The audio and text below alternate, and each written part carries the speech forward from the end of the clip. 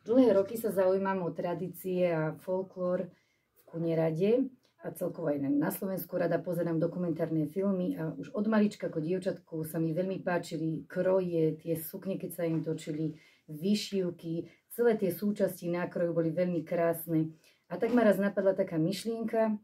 zozbierať v Kunierade zbierku kunieradských krojov a začala som tak pomaličky zbierať, oslovať rôzne tetušky a bola som veľmi prekvapená, koľko na to, že sme taká malinká dedinka v Kunierade, máme krásnych a rôznorodých výšiviek na rukavcoch.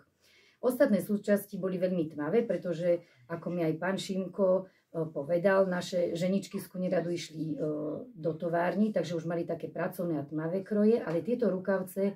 napriek tomu zostali také krásne, bohato vyšívané s rôznymi geometrickými tvarmi, kvetinkami. A už keď som mala takúto zbierku nazbieranú, naozaj ich je množstvo, môžem povedať, že do okolo 50, tak ma napadla taká myšlienka zachytiť tieto naše vyšívky na kunieradských krojoch v nejakom nástevnom kalendári alebo nejakom zborníku. Tak sme začali pracovať na tom, aby sme vytvorili takýto nádherný kalendár pre našich obyvateľov, milovníkov folklóru.